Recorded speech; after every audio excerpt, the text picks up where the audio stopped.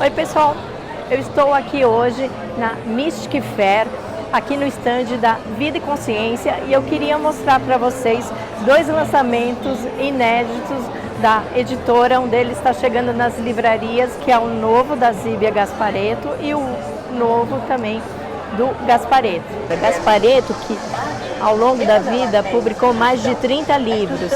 Aqui, dois grandes sucessos da Zíbia. Laços Eternos, que vendeu mais de 825 mil cópias e foi adaptado para o teatro, atraindo mais de 200 mil espectadores. E Ninguém é de Ninguém, um livro que foi lançado no ano 2000 e vendeu mais de 860 mil cópias. Ela publicou 50 livros ao longo de 60 anos e vendeu mais de 16 milhões de exemplares. Publish News TV entrevista hoje alguém que promove a escuta nesse mundo que pouco escuta. A gente vai falar com André Palme, o homem Olá. da Storytel, uma das pessoas que promovem o audiolivro hoje no Brasil. Pois é. Entre outras mil coisas que você já fez na vida. Já fiz bastante. Quando eu prestei o vestibular para psicologia lá 15 anos atrás, eu jamais imaginava que hoje eu estaria fazendo o que eu faço. Jamais. Mas acho que as coisas aconteceram da maneira que tinham que acontecer e também me imagino muito, gosto muito mais de onde eu estou hoje do que potencialmente do que eu projetava quando eu prestei vestibular lá atrás. E acho que é muito clichê isso, mas eu sempre lembro muito daquele discurso do Jobs que ele faz, que você faz coisas na vida que você acha que não vão servir para nada e de repente em algum momento elas se conectam e fazem sentido. Então todo esse aprendizado que eu tive de abrir empresa, de trabalhar em coisas muito diversas, de ter que trabalhar em áreas muito diversas e tal, me deram muita bagagem para poder encarar um desafio como esse da Storytel, que envolvia falar com contador, falar com advogado, falar com arquiteto, montar a empresa, e aí dar entrevista, e trazer equipe, e liderar uma equipe, e falar com os editores e tal. Então, tudo isso só foi possível por causa de toda essa jornada que começou lá quando eu virei garçom, que foi talvez o primeiro contato que eu tive com atendimento a público, atendimento a cliente. Nisso tudo, onde ficou o medo? Você teve medo a cada passo desse? Cara, se eu tivesse que te dar uma resposta muito visceral, o meu maior medo era passar o perrengue que eu passava antes. Eu acho que essa fome me deu muita motivação para encarar o novo.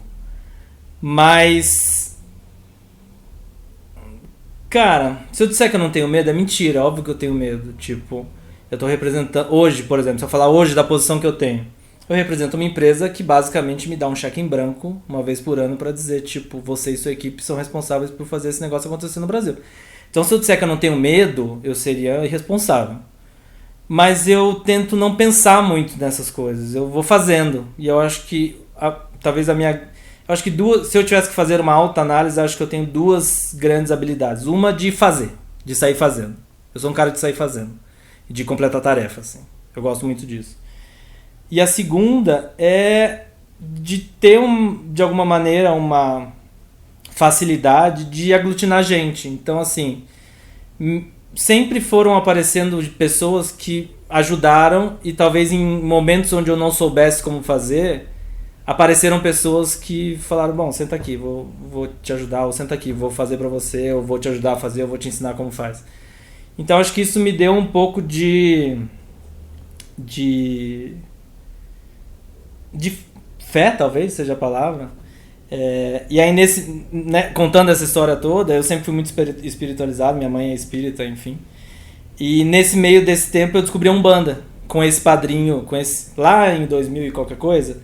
Esse amigo do meu pai de faculdade, ele é médium e ele...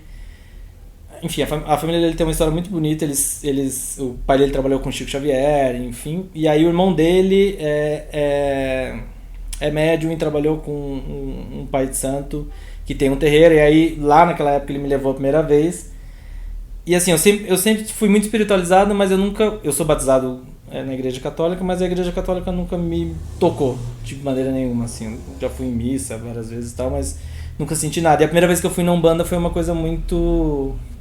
Foi uma energia muito legal. E aí, ao longo desse processo de frequentar a Umbanda e tal, eu descobri que eu sou filho de Oxóssi, que é um orixá caçador.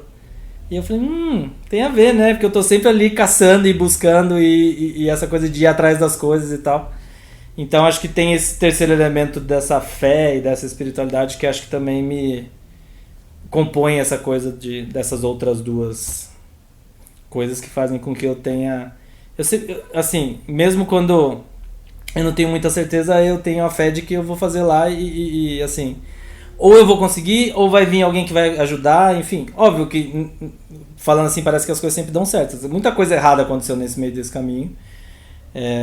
Mas eu acho que é aquela coisa de... A gente tem um lema na Storytel, cultural da Storytel, que é o learning by doing, que é tipo, aprenda fazendo. E eu acho que o que mais aconteceu comigo foi isso, porque no fim das contas, com essa jornada toda, eu não concluí a psicologia.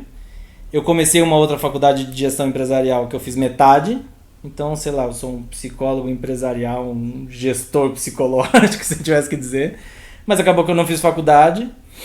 Mas, assim, não como uma justificativa, mas eu acho que poucas jornadas me ensinariam tanto.